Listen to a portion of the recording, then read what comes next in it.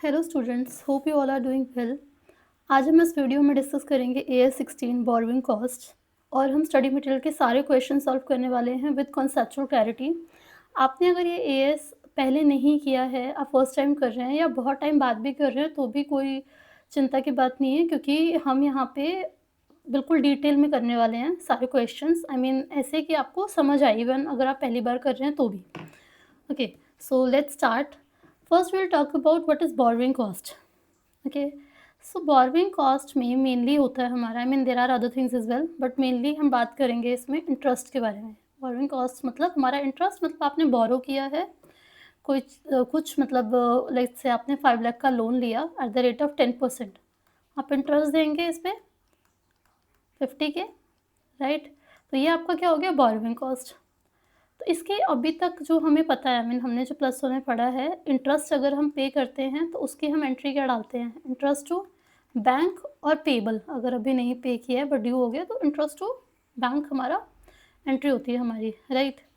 और इसके बाद इस इंटरेस्ट को हम क्या करते हैं, प्रॉफिट एंड लॉस में मूव कर देते हैं।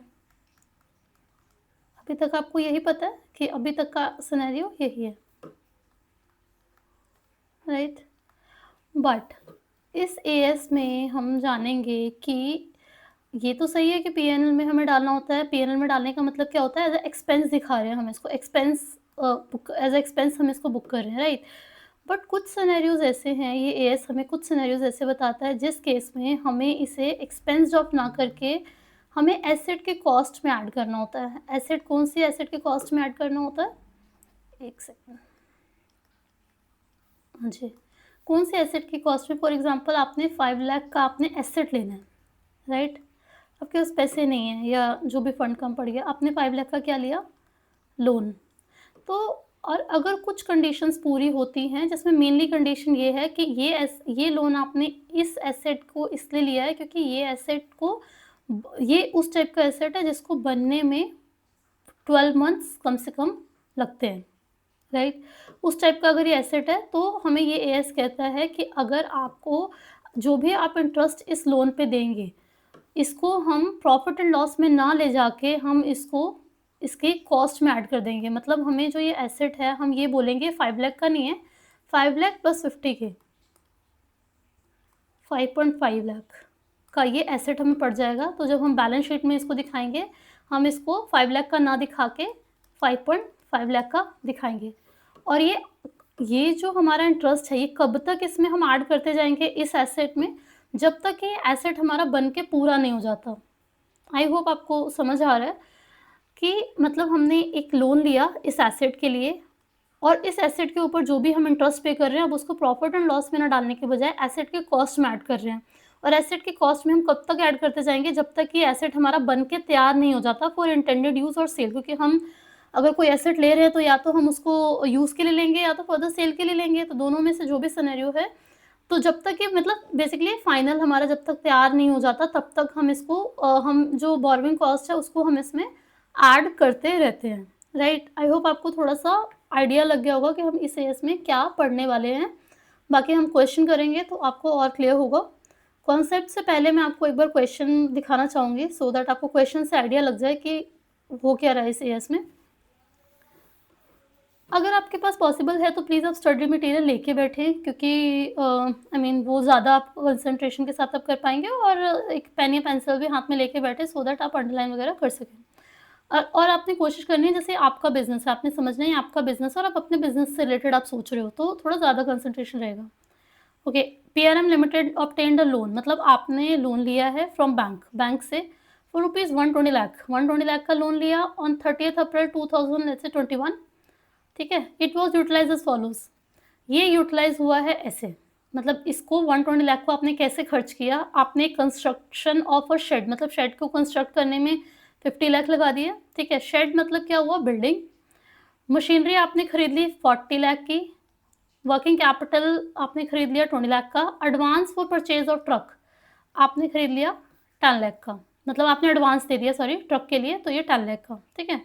ओके, ये आपने बता दिया। तो 50 प्लस 40 90, 90 प्लस 20 110, 110 प्लस 10 120, तो 120 लाख का आपके पास ऐसे ये बाइफिकेशन आपको मिल गया। इसके बाद ये बोल रहा है construction of shed was completed in March 2021। Construction जो है शेड का वो कंप्लीट हुआ है मार्च 22 को। Okay, the machinery was installed on date of acquisition, जिस दिन आपने लिया उसी दिन आपने आई मीन इंस्टॉल करवा लिया। Delivery of truck was not received, क्योंकि आपने एडवांस दे चुके हैं पर आपको डिलीवरी अभी नहीं मिली। टोटल इंटरेस्ट जो है charge by the bank for the year ending 31 March 2022 was ₹18 lakh. मतलब आपने जो लोन लिया है, देखिए अब ये है कि 11 मंथ का लोन लिया, अगर इंटरेस्ट रेट दिया होता तो आपको 11 लाख का प्रोपोर्शनेट करना पड़ता, बट आपको सीधा बता दिया जो भी पीरियड है उसके लिए पूरे ईयर एंड पे आपको पता लग गया, मतलब 31 मार्च 2022 जब साल खत्म हुआ ये, तो आपको पता लगा 18 लाख का इंटरेस्ट हमें देना है बैंक को। अब ये बोल रहा है show the treatment of interest. Okay, normally आप क्या करते हैं, अगर आपने अगर ये नहीं पढ़ा है तो आप क्या बोलते हैं इंटरेस्ट का ट्रीटमेंट मतलब क्या है, इंटरेस्ट टू बैंक 18 लाख, और प्रॉफिट एंड लॉस में हम इसको ईयर एंड में इसमें डाल देंगे टू इंटरेस्ट, राइट, 18 लाख यही है। बट ये एएस कहता है नहीं, इसमें से कुछ तो हमारा प्रॉफिट एंड लॉस में जाएगा और कुछ हमारे उस एसेट के कॉस्ट में ऐड हो जाएगा। अब ये हम कैसे देखेंगे, इसके लिए थोड़ा सा हम देख लेते हैं जो बुकिश लैंग्वेज है कि वो क्या बोल रहा है। Okay, treatment of borrowing cost. Treatment ये कह रहा है कि जो बोरोइंग कॉस्ट होती है हमारी,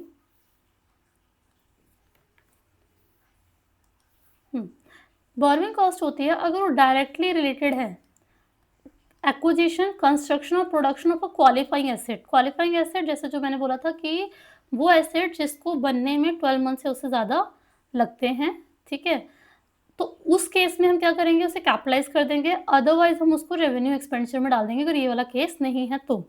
ओके, क्वालिफाइंग एसेट का अगर आप डेफिनेशन देखना चाहते हैं तो आप देख सकते हैं ऐसे। What is a qualifying asset? Qualifying asset is an asset, whether tangible or intangible, that necessarily takes a substantial period of time to get ready for its intended use or sale.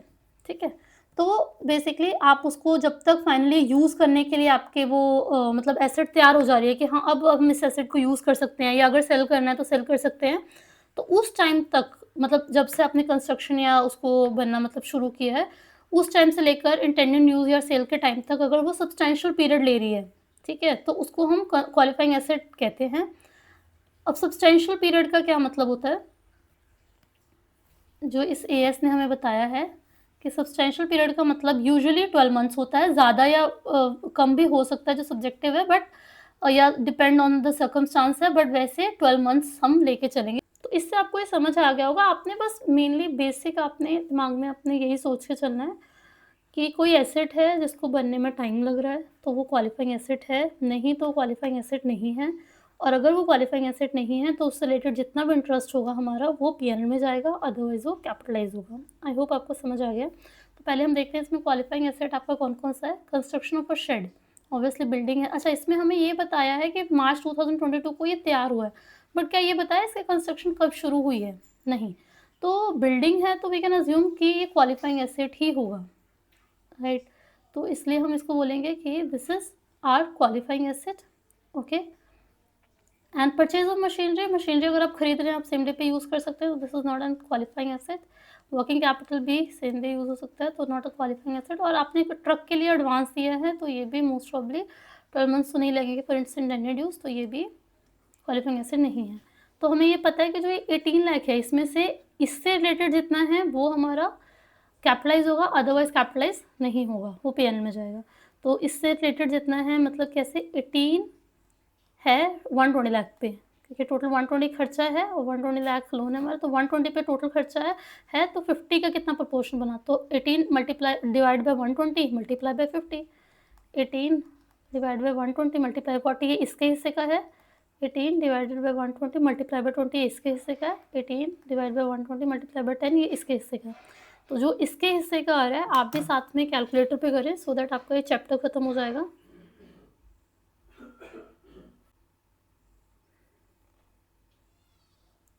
आप भी साथ साथ में ये करें question, I mean calculator पे solve करें so that आपका ये क्वेश्चन भी खत्म हो जाएगा साथ साथ।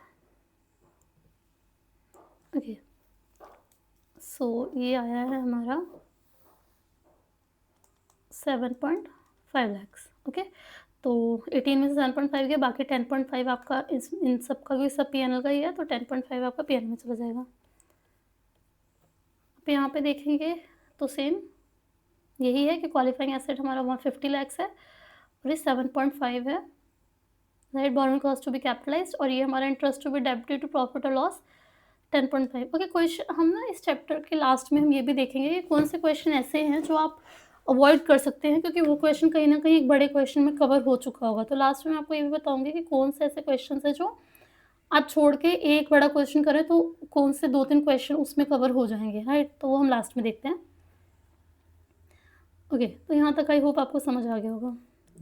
नेक्स्ट हमारा एक और कॉन्सेप्ट है, बट फिलहाल हम पहले क्वेश्चन पढ़ेंगे जैसे हमने पहले भी किया था, फिर हम देखेंगे कि हमें क्योंकि कुछ चीज़ें ऐसी होती है जो कॉमन सेंस से भी आई मीन ऐसा होता है कि अरे अगर हम बिजनेस करते तो हम तो ऐसा करते ही, राइट। बट कॉन्सेप्ट के फॉर्म में आपको लगता है याद रखना पड़ेगा, बट अगर आप इसे समझ के करेंगे तो शायद ज़्यादा ईजी लगे आपको।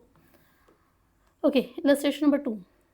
X limited begin the construction, means हमने कंस्ट्रक्शन बिगिन की है of a new building on 1 January 2021। 2021 को एक बिल्डिंग कंस्ट्रक्शन शुरू हुई है, ठीक है। It obtain ₹1 lakh special loan to finance the construction of a building on 1 January 2021। इसका मतलब ये है, पहली बात तो ये बिल्डिंग है, अभी हमें नहीं पता, स्टार्ट पता है बट एंड नहीं पता कब होगी, बट स्टिल बिल्डिंग से पता लग रहा है कि क्वालिफाइंग एसेट ही होगा। और वैसे तो हम मतलब क्वेश्चन में आप नीचे भी देख सकते हैं कि बिल्डिंग वॉज कम्प्लीटेड बाय 31 दिसंबर 2021, मतलब सेम ईयर में हो चुका है कंप्लीट, बट एंड में मतलब 12 मंथ्स तो लग रहा है, तो this is a qualifying asset. Okay, अब इसको बनाने के लिए ही स्पेशली लोन लिया गया है 1 लाख का 10%, तो मतलब इसका इंटरेस्ट आ गया 10,000। तो ये तो इसके जो भी कॉस्ट मतलब जो भी बनने में टोटल खर्चा आएगा और एसेट की कॉस्ट पड़ेगी हमें, उसमें ये 10,000 ऐड करेंगे, मतलब ये कैपिटलाइज तो करेंगे, अभी हमें ये समझ आ रहा है। ओके, कंपनी के अदर आउटस्टैंडिंग है 2 non specific loans. Non specific loan मतलब पर्पस उसका स्पेसिफिक नहीं है कि इसी पर्पस के लिए हमने लोन लिया है, तो वो है 5 lakhs और 9 lakhs at the rate of 11% and 13%. The expenditure that were made on the building project were as follows.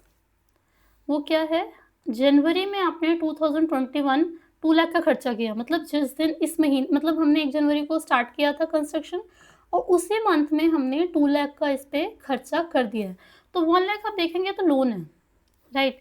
और बाकी का 1 लाख इसका मतलब एक्स्ट्रा खर्चा हुआ है, तो वो कहाँ से आया होगा, वो ये जनरल लोन में से आया होगा जिसको हम जनरल, अच्छा ओके, यहाँ पे जो कॉन्सेप्ट है स्पेसिफिक बोरोइंग जनरल बोरोइंग, तो वो यही है कि स्पेसिफिक बोरोइंग मतलब जो स्पेशली इसके लिए बनाने के लिए है, जनरल मतलब जो नॉर्मल मतलब जिसका कोई पर्पस डिफाइन नहीं था कि स्पेशली इसी के लिए लिया गया, उसको जनरल बोरोइंग बोल देते हैं, राइट। तो अभी 2 लाख में से 1 लाख वहाँ से खर्चा हुआ, 1 लाख इसका मतलब हमने इनमें से यूज़ किया होगा, लेकिन अभी ये नहीं पता हमें कि इसमें से या इसमें से, क्योंकि वो तो वो स्पेसिफिक है नहीं, तो पहले का लोन लिया हुआ है, राइट। तो बेसिकली इस पूल 14 लाख के पूल में से 1 लाख हमने यहाँ ले लिया।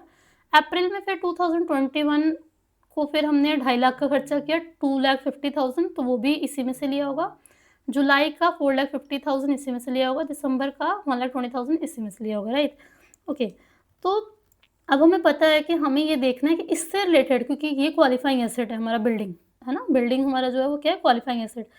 तो इससे रिलेटेड जितना बोरोइंग कॉस्ट है उसको हमने कैपिटलाइज करना है, तो इससे रिलेटेड बोरोइंग कॉस्ट है कितना, तो ये हमारा खर्चा है, इसको मल्टीप्लाई कर देंगे रेट ऑफ इंटरेस्ट से, रेट ऑफ इंटरेस्ट से, रेट ऑफ इंटरेस्ट से, तो वो बोरोइंग कॉस्ट आ जाएगी। पर इसका इसमें से तो 1 लाख का रेट ऑफ इंटरेस्ट हमें पता है, बट बाकियों का इंटरेस्ट हमें नहीं पता, क्योंकि 11 है और 13 है, तो हम कैसे सोचें कि कैसे मतलब इसको करें, है ना। तो वो कहता है आईसीआई हमें कहता है कि भाई ऐसा करो ना, सिंपल है कि 5 लाख मल्टीप्लाई बाय 11%, पहले ये इंटरेस्ट निकाल लो, ठीक है।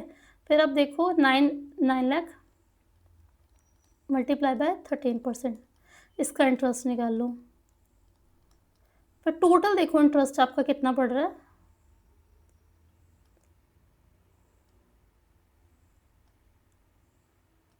$1,72,000।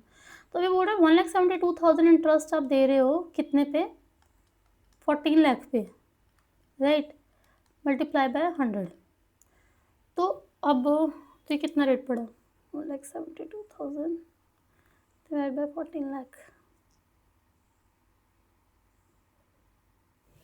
12.28। मैं सजेस्ट करूँगी कि प्लीज़ आप लोग भी साथ साथ में करें सॉल्व, सो दैट आपको भी आपका ये चैप्टर ख़त्म होता जाएगा।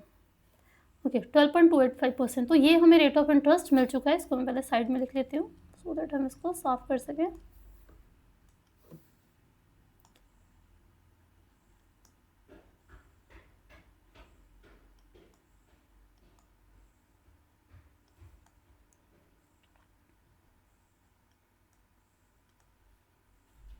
हाँ जी 12.285% हमारा इंटरेस्ट आ चुका है। ओके तो ये 1 लाख है। ओके एक और चीज़ ये है कि हमें क्या इंटरेस्ट इस पे पूरा लगा देना चाहिए? नहीं, क्योंकि हमने जो यूज़ किया जितने टाइम के लिए, हम उतने टाइम के लिए ही इंटरेस्ट लगाएंगे। ठीक है, तो इस पे देखा जाए तो अगर हम 1 लाख वाला प्रोपोर्शन हटा दें तो सिर्फ अगर हम 1 लाख रखें तो हम इस पे तो ऐसा करेंगे कि 1 lakh multiply by 12.285%, sorry right. इसके ऊपर हम करेंगे 12.285% मल्टीप्लाई बाय 9 डिवाइड बाय 12, क्योंकि कैपिटलाइज भी मैंने बताया था तब तक ही करते हैं जब तक हमारा एसेट पूरा नहीं होता। नहीं तो एसेट हमारा हो चुका है पूरा। 12.285% multiply by 6 divide by 12, 12.285% multiply by 1 divide by 12। तो जब आप इन सबको कैलकुलेट करेंगे तो आपका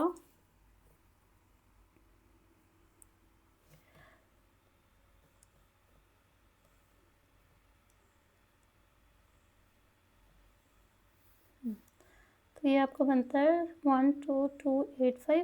बेसिकली अगर आप इन सबको एक बार करना है ना, पॉज करके इसको एक बार आप लोग सॉल्व करना और आप इंटरेस्ट निकालना, ये इंटरेस्ट प्लस उसके अंदर आप 10,000 जो आप इंटरेस्ट ऐड करेंगे वो हमारा होता है जो हमने कैपिटलाइज करना है। ठीक है, तो एक बार हम यहाँ देखते हैं, ये देखिए। ओके अब ये 12.285% ये आ गया। इसके ऊपर हमारा जो लगा है रेट वो ये लगा है 5,22,000, मतलब पहले। अच्छा जैसे हमने ये किया, ठीक है, ऐसे निकाल दिया इंटरेस्ट, पर इन्होंने कैसे किया है, इन्होंने इंटरेस्ट कैसे निकाला है पहले आप ऐसा मैथमेटिक्स सिंपल भी समझ सकते हैं कि अगर हम कोई चीज़ हमें पता है हमने ऐड ही करना है ना, जैसे ओके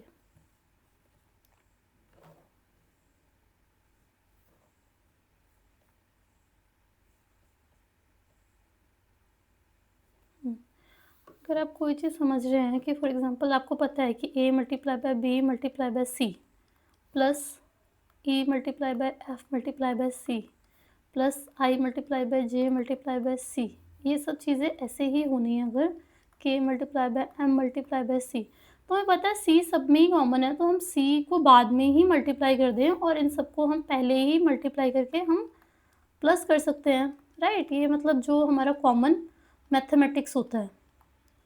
तो आप इसको ऐसे मैथमेटिक्स तरीके से समझ सकते हैं कि हमने पहले क्या किया।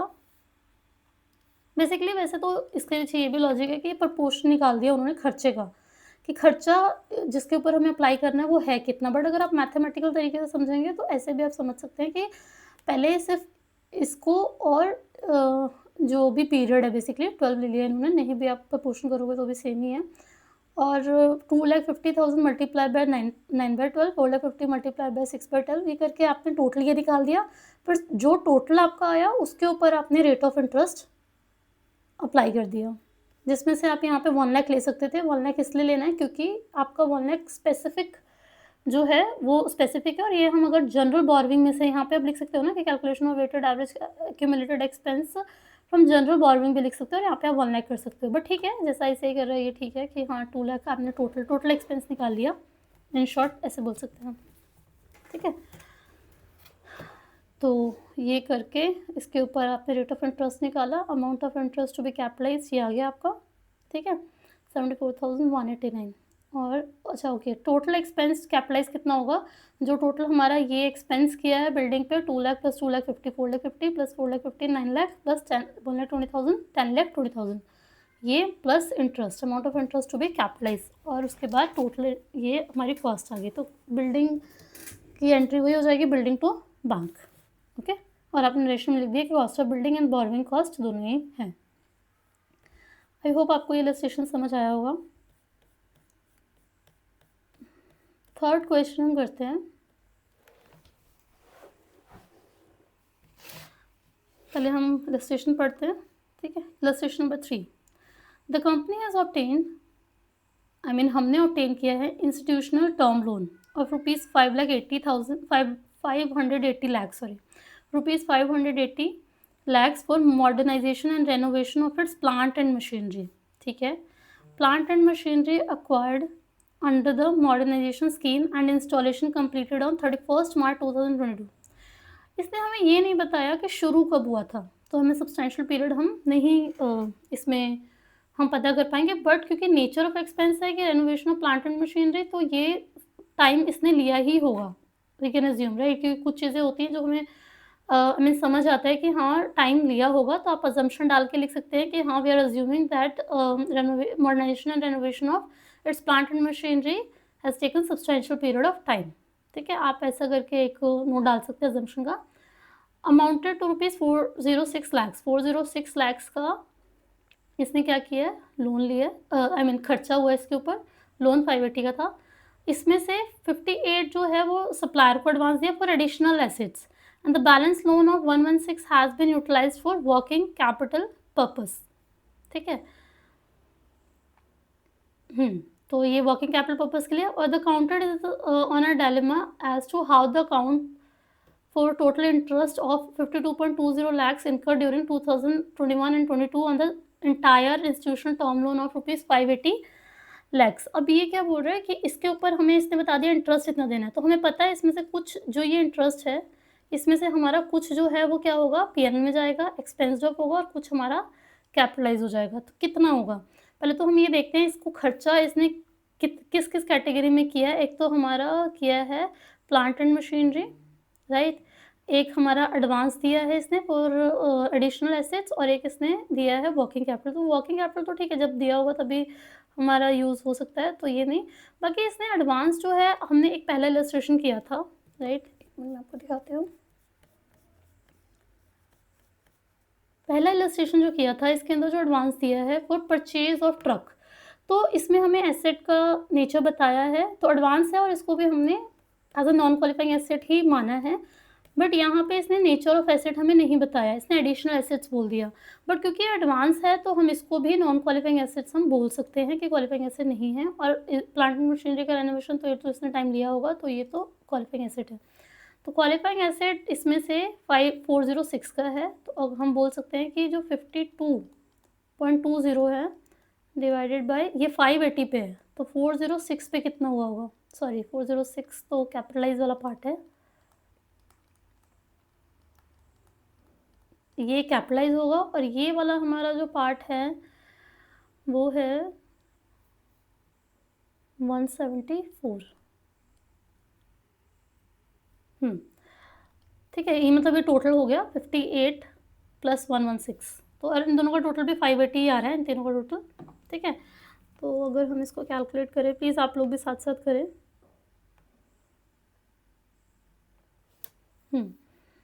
तो 15.66 then 52.20 divided by 580 multiplied by 406, so this is our 36.54, okay।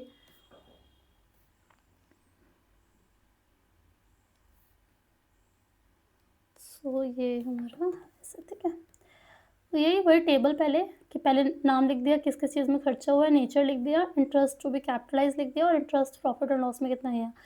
ICI ने क्या किया है, आईसीआई ने ये सॉल्व करने के लिए ये अज्यूम कर लिया कि ये भी हमारा क्वालिफाइंग एसेट है, बट आईसीआई ने एक और चीज़ हमें बता दिया कि ऑल्टरनेटिवली जो है आप ये भी कह सकते हैं कि जो प्लांट एंड मशीनरी इनफैक्ट और एडिशनल एसेट दोनों ही नॉन क्वालिफाइंग एसेट्स है, क्योंकि हमें कि विल नॉट मतलब सब्सटेंशियल पीरियड ऑफ टाइम नहीं लगा हुआ। तो ऐसे कह रहे हैं आप इन दोनों को भी नॉन क्वालिफाइंग एसेट मान सकते हैं, बट एक तो क्वालिफाइंग एसेट हमें मानना ही चाहिए, क्योंकि मीन सब नॉन क्वालिफाइंग एसेट है तो कैलकुलेशन का भी मतलब नहीं बनता, पूरा का पूरा ही पीएनएल में चला जाएगा ये। बट इसका नेचर भी ऐसा है कि ये क्वालिफाइंग एसेट बन भी रहा है, तो जो बेस्ट रहेगा इस सिनेरियो में कि आप इसको क्वालिफाइंग एसेट माने, इसको नॉन क्वालिफाइंग एसेट माने, और इसको भी नॉन क्वालिफाइंग एसेट माने, ठीक है। बाकी इसके अंदर थोड़ी सी इन्होंने थ्योरी लिख दी है कि borrowing cost that are directly attributable to acquisition, construction और production of a qualifying asset should be capitalise. जो हमने ऊपर पढ़ा वो, और बाकी का जो है वो हमारा एक्सपेंस में, अदर बोरोइंग जो एक्सपेंस में जाना चाहिए, ठीक है, एज एन एक्सपेंस बुक होना चाहिए। और qualifying asset is an asset that necessarily takes a substantial period of time to get ready for its intended use. ये क्वालिफाइंग एसेट क्या होता है? तो ईजी था। इसके अंदर जो मेन कैच था वो यही था कि आईसीआई ने कैसे 2 अजम्पशन लिए, ठीक है। ओके, नेक्स्ट हम बात करते हैं इलस्ट्रेशन नंबर 4। इलस्ट्रेशन नंबर 4 में क्या है, Tech Limited has borrowed ₹30 lakhs, मतलब हमने बोरो किया है 30 lakhs from State Bank of India during the financial year 2021 and 22। जो टेक लिमिटेड, मतलब हाँ, हमने बोरो किया 30 lakhs State Bank of India से फाइनेंशियल 2021 एंड 22 में। Borrowings are use to invest in shares. हमने वो जो बोरविंग लिया वो क्यों लिया, उसको हमने इन्वेस्ट कर दिया shares of give limited. Give limited क्या है, सब्सिडरी कंपनी है हमारी ही एक सब्सिडरी कंपनी है, उसके अंदर हमने शेयर्स में पैसे लगाए हैं। और हाँ, ठीक है। अब शेयर्स में हमने पैसे लगाए हैं, ये जब तक आप पूरा स्टैंडर्ड समझ जाओगे तब तक आपको ये समझ आ जाएगा कि शेयर्स में पैसे लगाने को हम ये नहीं मानते क्वालिफाइंग एसेट, क्योंकि हम शेयर्स आपने जैसे खरीदे, आप उसको वो रेडीली अवेलेबल है सेल करने के लिए, तो that is not a qualifying asset, ठीक है, क्योंकि सब्सटैंशियल पीरियड ऑफ टाइम नहीं लग रहा है उसमें।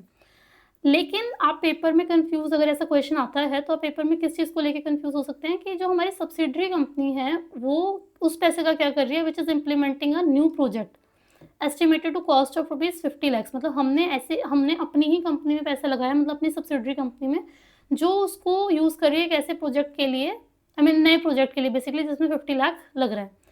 31 March 2022 since the set project was not complete, वो प्रोजेक्ट कंप्लीट नहीं है, इसलिए डायरेक्टर कह रहा है मतलब हमारी कंपनी का, कि इसको हमें कैपिटलाइज करना चाहिए, जो भी बोरविंग आई है, जो 4 लाख की आई है, ठीक है। वो कह रहा है कि भाई हमने अपनी ही एक सब्सिडरी को पैसा दिया, वो एक प्रोजेक्ट में लगा रही है, और वो हो सकता है कि क्वालिफाइंग हो, क्योंकि वो अभी तक पूरा नहीं हुआ है, तो इसलिए हमें इसको कैपिटलाइज करना चाहिए। ये ऐसे क्वेश्चंस, मतलब दिमाग में क्वेरीज और डाउट्स है जो आपको एग्जाम में आ सकते हैं। यहाँ तो आपने देखा, आपको लगेगा हाँ हाँ ठीक है, इसके अंदर ये सब चीज़ें लिखी तो हुई हैं कि नहीं होता, बट एग्जाम में ऐसे तरीके के डाउट्स आ सकते हैं। तो मेनली आपको पता ही है कि हाँ, क्वालिफाइंग एसेट जो है वो सब्सटेंशियल पीरियड ऑफ टाइम लगता है, और जो शेयर्स हैं वो ready for its intended use at the time of sale है, मतलब कि and its can not be considered as qualifying asset. Qualifying asset तो नहीं है ये, ठीक है। And therefore the directors of Tech Limited can not capitalise the borrowing cost as part of the cost of investment, rather it has to be charge to the statement of profit and loss for year. ठीक है, बोल दिया कि profit and loss में डाल दो। और AS 13 के अकॉर्डिंग भी बोलता है कि जो कॉस्ट ऑफ इन्वेस्टमेंट है, मतलब इन्वेस्टमेंट में क्या क्या चीज़ें इंक्लूड हो सकती है कॉस्ट ऑफ इन्वेस्टमेंट में, acquisition charges such as brokerage fees and duties. But in the present case जो बोरोड फंड है for purchasing the shares, interest payable to the State Bank of India can not be called as, इसको acquisition charges हम नहीं बोल सकते, इसलिए जो है it can not be considered as cost of investment, ठीक है। तो इसमें मेन, इसमें भी ऐसा कुछ था नहीं, बट ठीक है, थोड़ी सी कंफ्यूजन हो सकती है। अब हम आते हैं टेस्ट योर नॉलेज के क्वेश्चंस पे। ओके, 9th क्वेश्चन देखते हैं। 9th क्वेश्चन देखने में बड़ा लग रहा है, बट इसमें देखने में ही बड़ा है, बट इसके अंदर कुछ खास नहीं है। जैसे कि जहाँ आपको थोड़ी सी कंफ्यूजन हो सकती है रिवाइज करते वक्त एग्जाम टाइम्स में, मैं वो बताऊंगी। बट 1 अप्रैल 2021 को हमने क्या किया, लोन लिया है 32 करोड़ का, ठीक है। उसको यूटिलाइज कैसे किया है, 25 करोड़ हमने यूटिलाइज कर दिया, सी लिंक बना रहे हैं हम 2 सिटीज़ के बीच में। तो इसके बारे में कोई इन्फॉर्मेशन नहीं दी है कब बना कब नहीं बना, बट समझ आ रहा है कि सी लिंक तो टाइम लेगा ही बनने में, तो ये क्वालिफाइंग एसेट होगा, ठीक है। ये नोट अभी मैं बताती हूँ क्या है। सेकेंड है purchase of equipments and machineries, मतलब कि आपने मशीनरी एंड इक्विपमेंट्स परचेज किए, इसमें से 3 करोड़। वर्किंग कैपिटल में आपने लगाया 2 करोड़। परचेज ऑफ व्हीकल्स आपने लगाया इसमें 50 लाख। एडवांस दिया आपने टूल या क्रेन्स के लिए, सॉरी, 50 लाख। एंड परचेज किया आपने टेक्निकल नो हाउ 1 करोड़, ठीक है। अब ये जो आपने, तो ये यूज़ हो गया 25 + 3 28 + 2 30 प्लस दिस 131 एंड दिस 32, ठीक है। पूरा बता दिया कैसे यूज़ हुआ है। टोटल इंटरेस्ट, इस लोन के ऊपर इंटरेस्ट जो है हमारा पड़ रहा है 80 लाख का। 80 लाख में से हमें पता है कुछ चीज़ें P&L में जाएंगी, कुछ चीज़ें हमारी कैपिटलाइज हो जाएगी, ठीक है। अब हम देखना है कैपिटलाइज़ कौन से होंगे। अगर कोई हम इक्विपमेंट या कोई भी मशीनरी, कोई भी एसेट परचेज़ करते हैं तो क्वालिफाइंग एसेट हमारा नहीं होता, क्योंकि वो यूज़ हम कर सकते हैं साथ-साथ।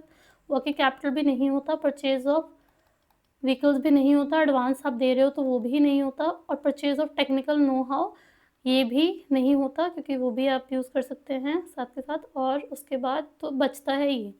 अब इसके अंदर इसने ये बोल दिया कि work was held up totally for a month during the year due to high water levels.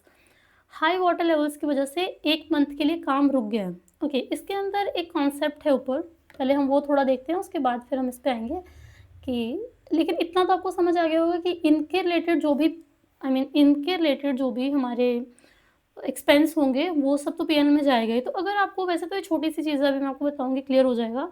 But in case आपको एग्ज़ाम में ऐसे कोई कन्फ्यूज़न होती है, तो और एग्ज़ाम में स्टेप मार्किंग होती है, ठीक है? तो अगर आपको कोई भी कन्फ्यूज़न होती है तो एटलीस्ट आप 3 करोड़ से रिलेटेड जितना भी हमारा ये है, एक्सपेंस है, बोरोइंग कॉस्ट आता है, वो तो आप कैलकुलेट कर ही लो। लाइक या आप ऐसे कर लो कि 3 + 2 5 + 1 6 + दिस 7, ठीक है? 7 करोड़ तो 80 बनता है आपका 32 के ऊपर, तो 7 पे कितना बनेगा? वो तो आप पीएनएल के लिए कर ही लो। नहीं तो इससे वैसे तो स्टेप मार्किंग लेनी है, तो इसके लिए वही तरीका है कि पहले आप टेबल बनाएँ,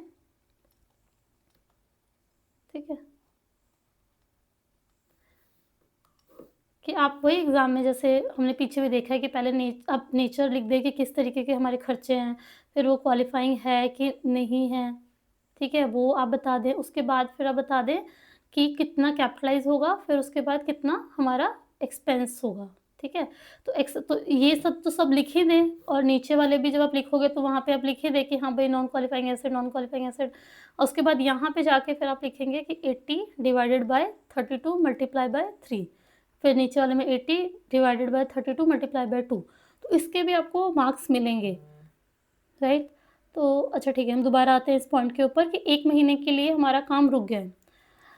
तो देखिए इसके अंदर 3 चीज़ें हैं, दिखाती हूँ आपको। ये बोल रहा है कि कैपिटलाइज़ेशन ऑफ एसेट हमें कब से शुरू करना है, sorry, capitalisation of borrowing cost हमें कब से शुरू करना है, उसको सीज़ कब करना है, ठीक है? मतलब रोकना कब है, ये नहीं है ना कि आपने फॉर एग्ज़ाम्पल 5 लाख का आपने लोन लिया कोई एसेट बनाने के लिए, और आप 10 साल तक उसका इंटरेस्ट नहीं दे पा रहे हैं, ठीक है? तो हम ये नहीं करेंगे ना, अब तो इसका 50 के का हर साल का खर्चा जो है 10 साल तक 5 लाख का तो यही हो गया, तो 5 लाख का एसेट प्लस 5 लाख का एसेट ये, तो आप इसको हर बार कैपिटलाइज़ करते जाएँगे एसेट में, तो ये नहीं होगा, राइट? तो इसीलिए बोल रहे हैं कि कब तक करना है हमने इसको कैपिटलाइज़, तो एक ये है इसमें बताया गया है सीएस में, और एक हमें बताया गया है कब हमें सस्पेंड करना है। सस्पेंड का मतलब है फॉर एग्ज़ाम्पल आपका कोई शुरू हुआ ये काम, ठीक है? फर्स्ट ईयर चला, सेकंड ईयर भी चला और थर्ड ईयर भी चला। लेकिन 6 महीने के लिए काम लेबर स्ट्राइक पे चले गए या कुछ भी काम हमारा बंद हो गया, तो ये सस्पेंडेड टाइम है। तो ये कह रहा है इस 6 महीने का जो इंटरेस्ट है, तो क्या इसको भी आप कैपिटलाइज़ करोगे? तो वो कैपिटलाइज़ नहीं होता है अगर काम हमारा रुक गया है, लेकिन ये बोल रहा है capitalisation of borrowing cost is also not suspended when a temporary delay is a necessary part of the process of getting an asset ready for its intended use. कह रहे हैं कि इतना डिले तो है ही ज़रूरी, मतलब वो होगा ही होगा, वो आप अवॉइड नहीं कर सकते। For example capitalisation continue during the extended period need for the inventory to mature for extended period, और during which high water levels delay construction of a bridge. For example एक ब्रिज बन रहा है, उस area में high water level कुछ महीनों तक रहता ही रहता है, तो उतने टाइम पे काम बंद करना ही पड़ेगा, राइट? तो ये हम बोलेंगे कि इस टाइम पे आप कैपिटलाइजेशन मत रोकिए, क्योंकि वो ज़रूरी है, वो होगा ही होगा, ठीक है? तो ये ही वाली चीज़ जो है उस क्वेश्चन में बेसिकली इसकी मेन बात की है, बट हम यहाँ आए गए हैं तो एक बार ये भी देख लेते हैं कि हम कब, जब ये तीनों कंडीशन हमारी पूरी हो जाएगी तब हम कमेंट्स करना शुरू करेंगे। मतलब एक तो बोरोइंग कॉस्ट अगर हम कैपिटलाइज़ करें तो बोरोइंग कॉस्ट तो इनकर होना ही चाहिए, अदरवाइज़ कैसे करेंगे, ठीक है? और एक्सपेंडिचर भी क्वालिफाइंग एसेट पे हमारा स्टार्ट हो जाना चाहिए, qualifying asset is being incurred मतलब होना चाहिए, और activities to prepare the qualifying asset is in progress, मतलब एक्टिविटीज़ जो है क्वालिफाइंग एसेट प्रोग्रेस करने के लिए वो भी आई मीन प्रोग्रेस में हैं एक्टिविटीज़ वो, ठीक है? तो ये तीनों जो कंडीशंस हमारी पूरी होंगी, क्योंकि तीनों कंडीशंस कैसे, इसमें लिखा हुआ है कि तीनों कंडीशंस जब हमारी पूरी होंगी तब जाके हम कमेंस करना शुरू करेंगे, ठीक है? ओके, सस्पेंशन के लिए क्या है? During extended periods in which active development is interrupted, और हाँ ठीक है, मतलब ये तो भी हमने ऊपर देखा। और सीज कब करेंगे? जब substantially all the activities are complete, मतलब हमारा एसेट अब कंप्लीट हो चुका है, ठीक है? दोबारा अब हम उस क्वेश्चन पे आते हैं। सॉरी,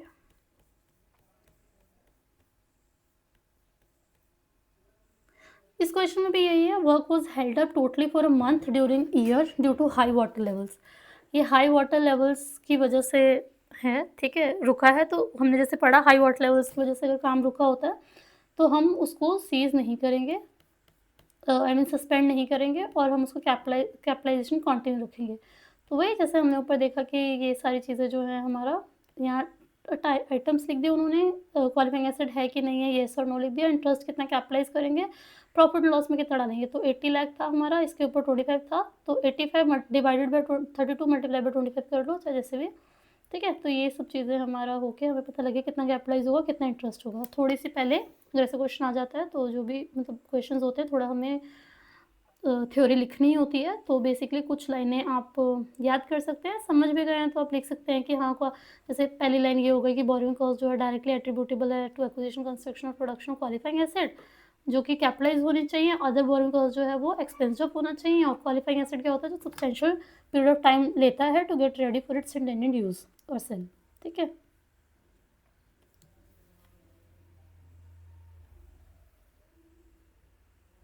हाँ, इन्होंने ये भी लिख दिया कि it is assume that the work held up for a month due to high water level is normal during the construction of a ceiling and capitalisation of borrowing cost should not be suspended for temporary delay. Okay, okay, next question करते हैं। Next question क्या कह रहा है? Rainbow limited borrowed, मतलब हमने borrow किया है एक amount of ₹150 crore on 1/4/2021 for construction of a boiler plant. अब एक प्लांट कंस्ट्रक्ट कर रहे हैं हम, हमने ठीक है, उसके लिए हमने क्या किया है? लोन लिया है 150 करोड़ का एट द रेट ऑफ 11%। तो ये स्पेशल स्पेशल बोल रहा है कि हमने कंस्ट्रक्शन के लिए ही लिया है, ठीक है?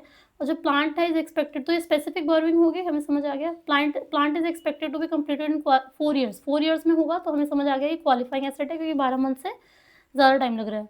Since the weighted average cost of capital is 13%, the accountant of Rainbow Limited capitalized 19.50 crores for the accounting period ending 31st March 2020। वो कह रहा है कि वेटेड एवरेज उसने कॉस्ट ऑफ कैपिटल निकाल लिया, मतलब और भी बहुत सारे लोन्स चल रहे होंगे कंपनी के, उन्होंने क्या किया कि उन सबके लोन के इंटरेस्ट सबके एडअप कर दिए इसके साथ, और टोटल बोरोइंग डिवाइड करके एक रेट निकाल दिया, ठीक है? और उसके हिसाब से 19.5% आ रहा है, और वो उसने कैपिटलाइज कर लिया।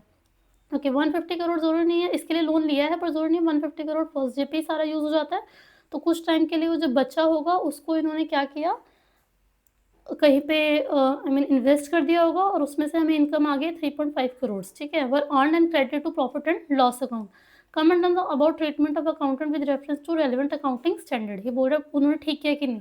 तो ठीक नहीं किया, क्योंकि हम ये स्पेसिफिक जब बोरोइंग होती है तो इसका जितना भी इंटरेस्ट है वो सारा इसमें जाना चाहिए, उसको वेटेड एवरेज करने की ज़रूरत नहीं थी।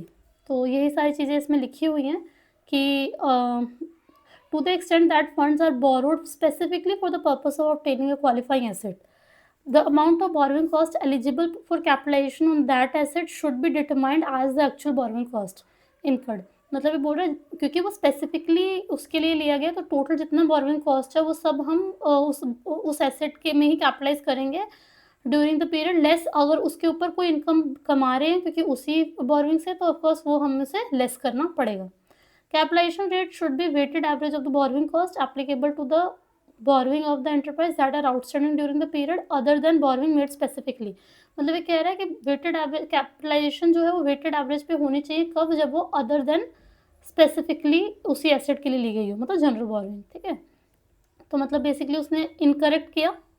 आपने ये लाइनें लिखनी है कि ये इनकरेक्ट है, जैसे इन्होंने कैसा लिखा कि अलग से line, the treatment is incorrect, so that examiner की भी नज़र पड़े कि हाँ ये इनकरेक्ट है, ठीक है?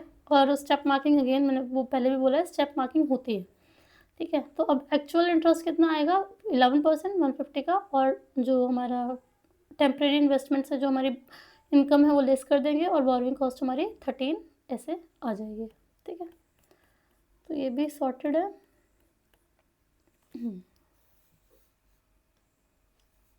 11. Harish Construction Company is constructing a huge building project consisting of 4 phases. 4 phase में एक बिल्डिंग बन रही है। It is expected that the full building will be constructed over several years. मतलब क्वालिफाइंग एसेट है क्योंकि बहुत साल तक बन रही है बिल्डिंग, तो वैसे भी क्वालिफाइंग एसेट का नेचर है, बट स्टिल उन्होंने क्लियर भी कर दिया। But phase 1 and phase 2 of the building will be started as soon as they are completed. जैसे ही कंप्लीट हो जाएगी वैसे ही वो काम हो सकता है। मतलब इंडिपेंडेंट टाइप की बिल्डिंग होगी कि इसको हम यूज़ कर सकते हैं जैसे ही वो बन जाएगा। Following is the detail of the work done on qualifying phase different phases of the building during the current year. बता दिया चारों फेजेस पे कितना कितना खर्चा है, कैश एक्सपेंडिचर कितना कितना हुआ है चारों पे, और ये भी बता दिया कि बिल्डिंग परचेज कितने कितने की हुई है। तो टोटल एक्सपेंडिचर 34, 64, 55, 68, मतलब टोटल कैलकुलेट करेंगे तो 221 हो गया। लेकिन हमने लोन लिया है कितने का, 200 का 15% पे बिगिनिंग ऑफ द ईयर में। तो 221 का खर्चा है, 200 का लोन, तो 21 अपना खुद का पैसा होगा। ठीक है, तो हमने वो नहीं सोचना है, हमने बस ये देखना है कि टोटल बोरोइंग कितनी हुई। तो क्योंकि 200 का लोन है तो इसलिए 200 के ऊपर हम इंटरेस्ट निकालेंगे, राइट। मतलब वहाँ ये नहीं कंफ्यूज होना एग्जाम में कि किसके ऊपर इंटरेस्ट निकाले, 221 के ऊपर कि 200 के ऊपर। नहीं, जितने का लोन है उसी के ऊपर तो आप इंटरेस्ट दोगे ना, राइट। तो ये 30 लाख आपका इंटरेस्ट हो गया। ठीक है, अच्छा ये बोला है during mid of the current year phase 1 and phase 2 have been operational. मतलब ये हो गया काम, इसका शुरू हो गया, मतलब हाँ, तो ये कंप्लीट हो चुका है। तो obviously mid of the year तक इसका हम कैपिटलाइज करेंगे इंटरेस्ट, और इनका पूरे साल का कैपिटलाइज करेंगे। तो लेकिन जो भी कैपिटलाइज करना है या इंटरेस्ट हमें इसमें मतलब एक्सपेंस ऑफ करना है, वो सारा का सारा बाइफिकेशन हमारा 30 लाख में से तो होना है, राइट। 30 लाख को अब इनके प्रपोर्शन में हमें बांटना है। तो इनका टोटल इन सबका टोटल कितना है, 221। तो हमें ये देखना है कि पहले तो कि हमें कैपिटलाइज कितना करना है। तो इन दोनों को तो पक्का ही है कि कैपिटलाइज करना है। 55 + 68 123। ठीक है, तो ये आ जाएगा हमारा 221 में हमें बांटना है। मतलब प्रपोर्शन कैसे करते हैं हम, तो वैसे ही 123 के हिस्से में कितना आएगा। ठीक है, तो ये आपका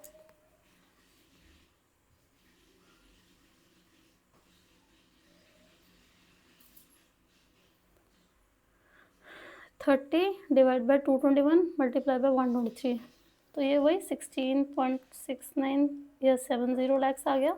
ठीक है, और बाकियों का अगर हम देखें फेज़ 1 फेज़ 2, तो 30 डिवाइड बाई 221 मल्टीप्लाई बाई 34 + 64, तो मतलब 98। तो ये कितना आ गया, 30 डिवाइड बाई 221 हाँ जी मल्टीप्लाई बाई 98, मतलब 13.30। लेकिन ये डिवाइड बाई 2 क्यों, क्योंकि आधा ही तो कैपिटलाइज होगा क्योंकि हाफ में ही ये शुरू हो गया था काम। तो डिवाइडेड बाई 2 6.65। ठीक है, ये कैपिटलाइज हो जाएगा और इसी का 6.65 जो है वो और प्लस ये वाला ये सब एक्सपेंस जब हो जाएगा 16.70। ठीक है, देखते हैं इन्होंने कैसे किया है। Computation of amount to be capitalise, interest expense on the loan, मतलब क्योंकि लोन इतने का है इसका 15% बाई 30 लाख हो गया। फेज़ 1 और फेज़ 2 का खर्चा जो है वो 98 लाख है, और फेज़ 3 और फेज़ 4 का खर्चा जो है वो 1,23 लाख है। टोटल का 221 लाख है। टोटल लोन इतने का। इंटरेस्ट जो है हमारा फेज़ 1 और फेज़ 2 का कितना होगा, ये आ गया। ठीक है, और कैसे किया, वही इसको 221 में प्रोपोर्शनेट कर दिया। और फेज़ 3 और फेज़ 4 का कितना खर्चा आ गया, इतना आ गया। तो नीचे इन्होंने वही इसका एक्सप्लेनेशन किया है कि फेज़ 1 फेज़ 3 का कैसे होगा। Operational mid of the year है, इसलिए हाफ जो इसका इंटरेस्ट है वो हमारा रिलेटेड शुड बी कैपिटलाइज, और बाकी का जो हाफ है वो क्या हो जाना चाहिए, एक्सपेंस ऑफ हो जाना चाहिए। और नीचे यही है कि जो इंटरेस्ट हमारा फेज़ 3 और फेज़ 4 का शुड बी हेल्ड वर्किंग, क्योंकि वर्किंग प्रोग्रेस में है इसलिए उसको हम क्या करेंगे, no part of the interest should be charge expense off नहीं करना है हमें, क्या करना है जब तक कंप्लीट ना हो जाए, तो इसलिए इसको हम कैपिटलाइज करेंगे। अब हम डिस्कस करेंगे क्वेश्चन नंबर 12। क्वेश्चन नंबर 12 क्या कहता है कि एक्सपोर्ट लिमिटेड इशूड, मतलब हमने इशू किया है 12% secured debentures of rupees 100 lakh. हमने 100 लाख के डिबेंचर्स इशू किए हैं जिसके ऊपर रेट ऑफ इंटरेस्ट हमारा 12% है। तो इसका मतलब ये भी हमारा काइंड ऑफ लोन है क्योंकि इसके ऊपर हमें फिक्स रेट ऑफ इंटरेस्ट पे करना है। और ये हमने कब इशू किया? ऑन 1 जून 2021 को। Money raise from debentures to be utilised as under, ये जो हमने पैसा लिया इसको हम यूटिलाइज कैसे कैसे कर रहे हैं? हमने एक फैक्ट्री बिल्डिंग कंस्ट्रक्ट करवाई है 40 लाख की, वर्किंग कैपिटल में इन्वेस्ट किया 30 लाख, मशीनरी परचेज की 15 lakh, purchase of furniture 2 lakh and purchase of truck 13 lakh. Okay, तो ऐसे ऐसे हमने 100 लाख को इन्वेस्ट कर दिया है।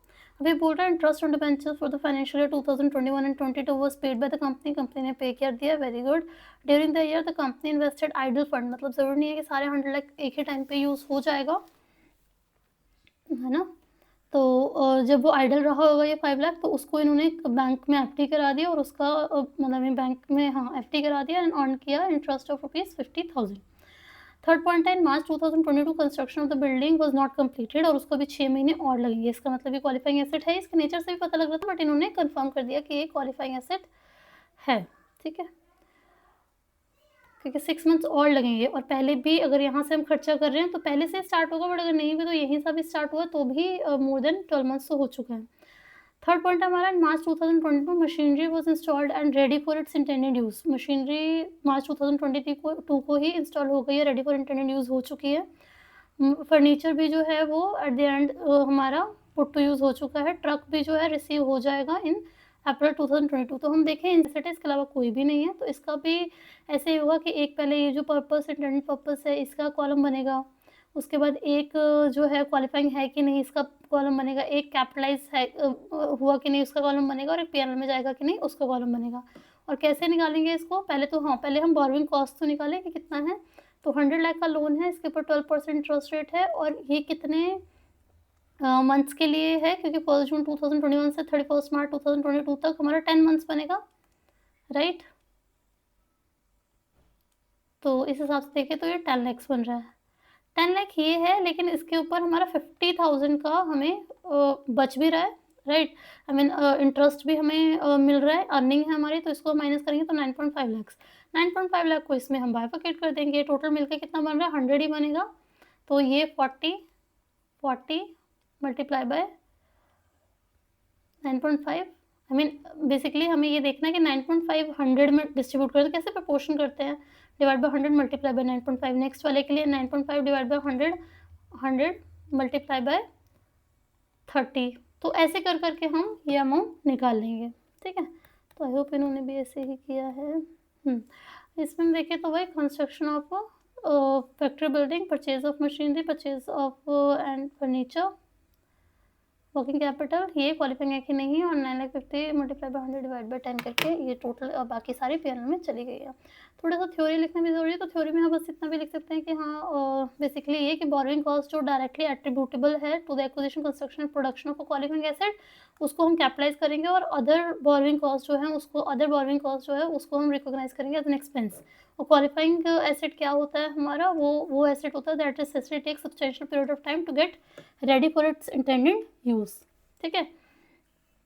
ओके, एंड इसमें एक और वही चीज़ जो 50,000 हमने लेस किया उसके बारे में बोला है कि it also states that to the extent that funds are borrowed specifically for the purpose of obtaining a qualifying asset, the amount of borrowing cost eligible for capitalization on the asset should be determined as the actual borrowing cost। Basically जो specific loan हम लेते हैं तो जितना उसके ऊपर interest लगेगा वो सारा हम मतलब कैपिटलाइजेशन के लिए यूज़ करते हैं, और उसमें से अगर कोई इनकम हुई है तो उसको लेस करके जो बचता है बेसिकली उसको हम कैपिटलाइजेशन के लिए करते हैं। तो ये सारी इसमें थ्योरी भी दी है, तो अगर आपको ऐसा कोई क्वेश्चन आता है तो आप 2 लाइन की थ्योरी लिख के और फिर आप सॉल्व करें, ठीक है। तो फाइनली हम सारे क्वेश्चन के साथ डन हो चुके हैं। एक इसमें इम्पॉर्टेंट जो हमारा टॉपिक रहता है जिसके लिए नेक्स्ट वीडियो में हम इसमें बात करेंगे, आई मीन एक छोटा सा वीडियो इसका बनेगा अलग से जिसका लिंक आपको डिस्क्रिप्शन में मिल जाएगा। ये वाला फॉरेन एक्सचेंज का इफेक्ट कैसे लेना है, तो बहुत इंटरेस्टिंग क्वेश्चन इनफैक्ट है, तो एग्जाम्पल में दिया हुआ बट आ सकता, ठीक है। ओके, आप इसको जब रिवाइज़ करें, जैसे आई होप आपको अभी समझ आया होगा कि कैसे है, तो जब आप इसको रिवाइज़ करें ना तो आई वुड सजेस्ट आप पहले पकड़े 12th क्वेश्चन, मतलब बाकी आपके अकॉर्डिंग है, आपके अंडरस्टैंडिंग के अकॉर्डिंग है, आपको जैसे ठीक लगता है, बट अगर मैं बोलूँ तो 12th अगर आप लेते हैं क्वेश्चन तो अगर आप उसको सॉल्व करेंगे तो आप इसमें थ्योरी भी देख लेंगे कि थ्योरी से आपको कॉन्सेप्ट्स भी क्लियर हो जाएँगे कि क्या बोरोइंग कॉस्ट में कैसे है, आपको थोड़ा आइडिया तो ऑलरेडी होगा ही कि आप क्या पढ़ रहे हैं। तो ये सबसे आपको ये भी समझ आएगा और इसमें ये वाला पोर्शन भी कवर हो रहा है -50K वाला भी, और कौन-कौन सी क्वालिफाइंग है, नहीं है, ये भी आपको यहाँ पे अंडरस्टैंडिंग अच्छे से हो रही है। तो इस क्वेश्चन में 2-3 चीज़ें कवर हैं, तो जब आप ये क्वेश्चन करेंगे तो आपको इलस्ट्रेशन नंबर 1 करने की ज़रूरत नहीं पड़ेगी, है ना? ये आप पहले अच्छे से हाथ से सॉल्व करें, उसके बाद आप इलस्ट्रेशन नंबर 1, क्योंकि अगर आप देखेंगे, अगर आप इलस्ट्रेशन नंबर 1 देखें,